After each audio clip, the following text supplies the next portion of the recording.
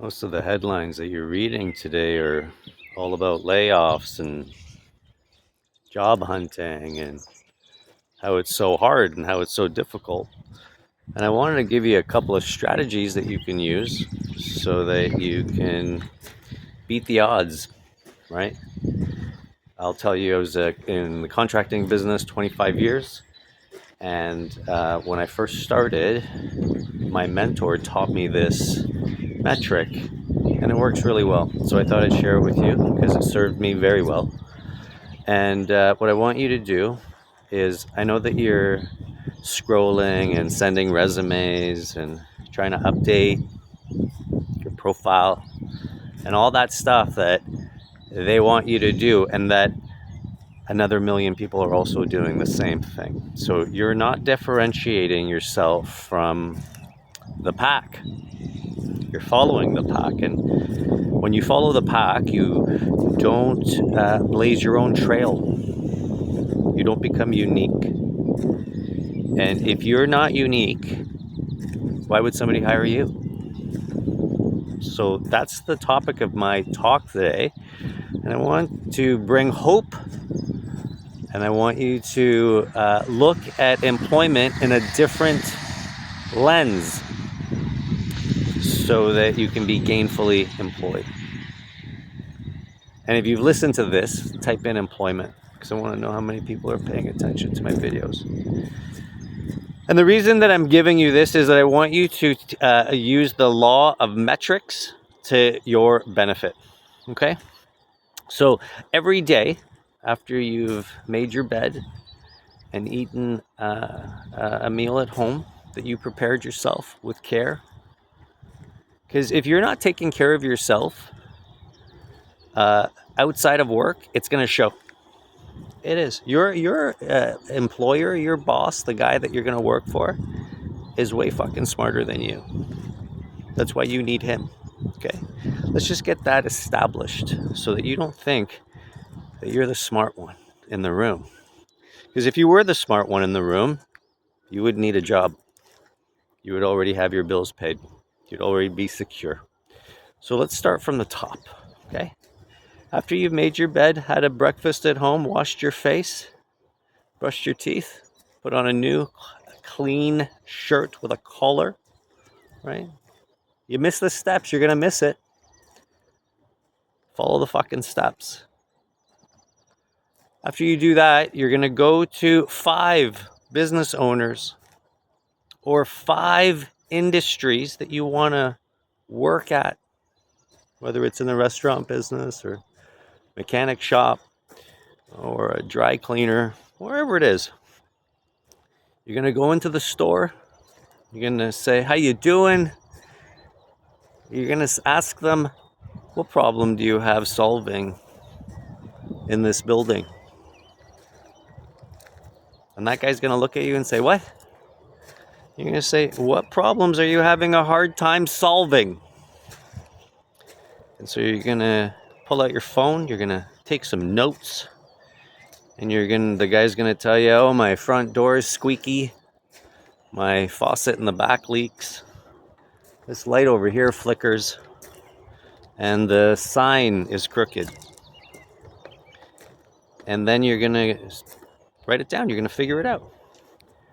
And you're going to figure out which one of those jobs you're capable of doing. Okay? It doesn't have to be perfect. It doesn't have to be a fucking Monet. You just have to fix it. Chances are the reason the light is flickering is that it just needs to be screwed in a little bit tighter. And that guy doesn't have a ladder. The leaky faucet that he has probably needs a washer. It's 10 cents at the plumbing store. Make sure you close the shutoff. The sign that's crooked, well, it just needs another anchor in the drywall. These are things that everyday people can be useful to another human being. And if you continue down that same street and you talk to 5 people every single day, you're not doing anything anyway. Fucking doom scrolling. and you're looking for a job, pretend like you're not really looking for a job, honestly. Because if you were looking for a job, you would do anything. Anything. And the government, the people on social assistance, I'm going to switch gears here a little bit. The people on social assistance are paid just enough to be hungry, but not hungry enough to want to change. And when you're hungry enough that you want to change, these strategies that I'm trying to teach you, share with you, relay to you, are winning strategies. I retired when I was 47 years old. I lived the life on a farm, and all I do now is coach young men and women to have strategy in their life. Can't be willy-nilly. So getting back to the 5 people, if you speak to 5 people every single day, Monday to Friday, because I know you like to party on the weekends, Monday to Friday, 5 people every day, you'll have talked to 100 people by the end of the month. And I'm not talking about emailing people. I'm talking about actual talking, standing in front of somebody and saying, this is me. I want you to hire me. I want you to allow me to solve your problems. Because nobody's going to hire anybody today. Nobody. Even big companies. They're laying off hundreds, if not thousands. And remember, they're not telling you the truth of how many people they're really firing, right? Because if they did, holy fuck, the markets would react. But I want you to know that after speaking to 100 people every month, if 10 of those people call you back, and out of those 10 people, only 3 of them give you a problem to solve, well, you'll have established to yourself that betting on yourself pays off. Even if one person calls you back, you've established the strategy that works. And I would never want to share with you a strategy that was harmful to you. So rest assured that what I'm telling you, I've done myself. I built a whole brand, a whole business around it.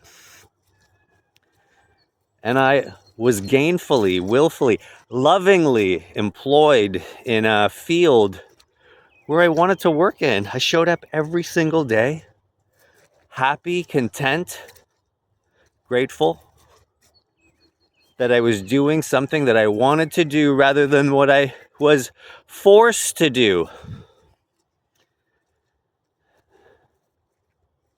I want you to understand this. I want you to really understand that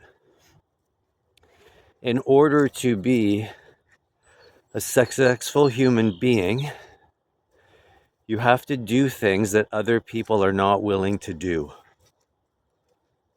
And being a fucking barista at Starbucks is not a talent. Making those little stupid designs in cappuccino, it's not a talent. It's cool for your girlfriend. It's cool if you're making a coffee for your grandfather,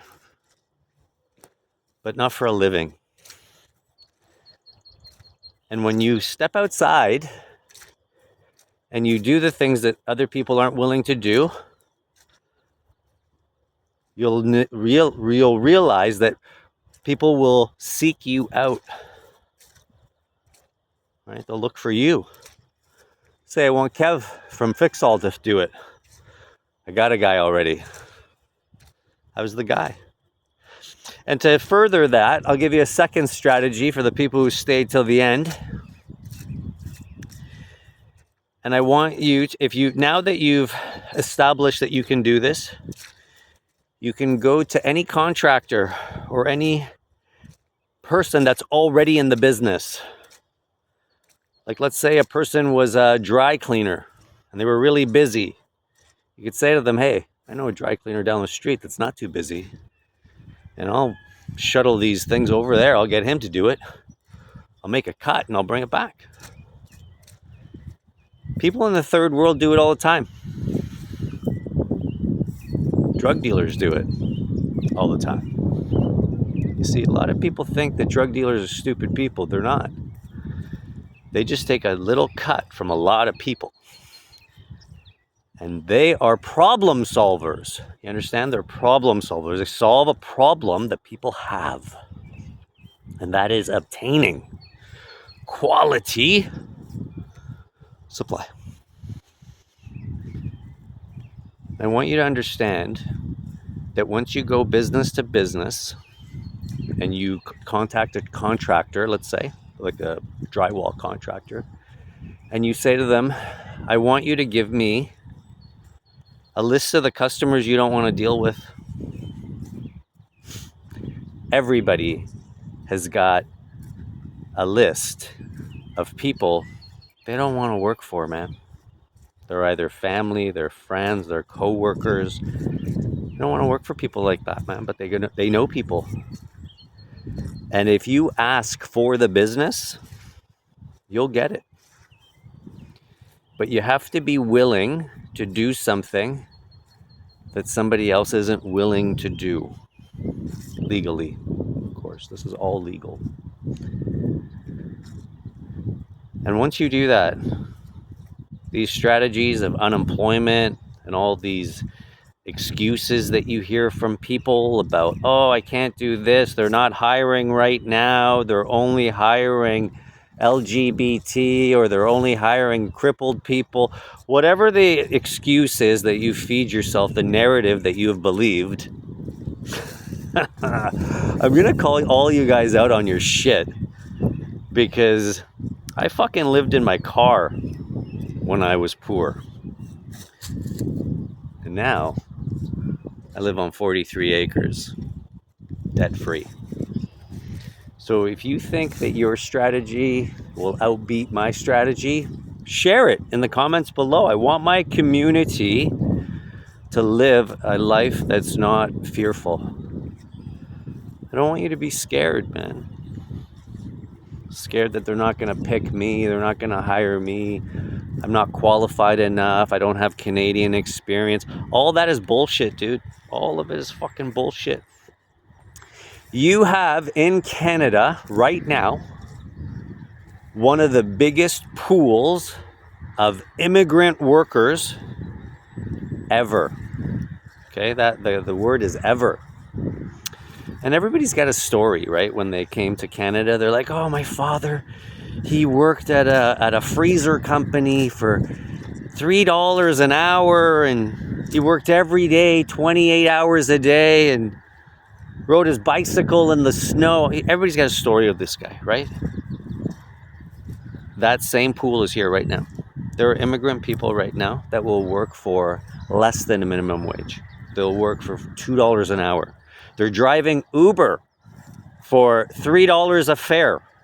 So don't give me this bullshit about, oh, it's not legal. It's no. Listen, as an entrepreneur, you're here to solve problems.